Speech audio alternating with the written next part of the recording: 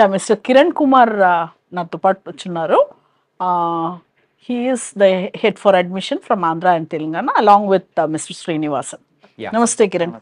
అయితే మీ దగ్గర అయితే ఒక బిగ్ టీమ్ ఉన్నట్టుంది మ్యామ్, స్పెషల్ గా ఆంధ్ర అండ్ తెలంగాణ నుంచి వచ్చే స్టూడెంట్స్ కోసం. Of course students needs cater చేయాలంటే we should have people around దాని వల్ల. అండ్ కిరణ్ గారు, మీరైతే ఆంధ్ర అండ్ తెలంగాణ నుంచి వస్తున్న స్టూడెంట్స్ కోసం సపరేట్ గా అయితే మీరు కేర్ తీసుకొని ఎందుకు ఏవిఐటి సెలెక్ట్ చేసుకోవాలి అని వచ్చినప్పుడు మీరు ఏం చెప్పి వాళ్ళని ఒప్పిస్తూ ఉంటారు, ఇక్కడ దొరికే ఫెసిలిటీస్ ఏ అని, and what's the added advantage అంటారు?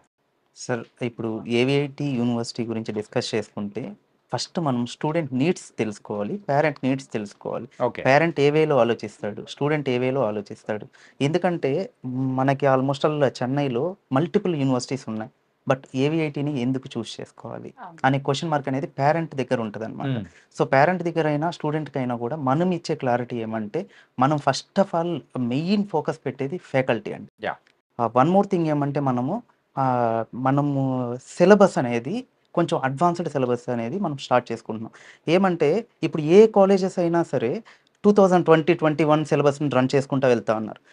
పిల్లలు వచ్చేసరికి ఎప్పుడు జాబ్లోకి వెళ్తాడు, 29 తర్వాత జాబ్లోకి వెళ్తాడు. సో అప్పుడు టెక్నాలజీస్ అనేది మనకి వచ్చేసరికి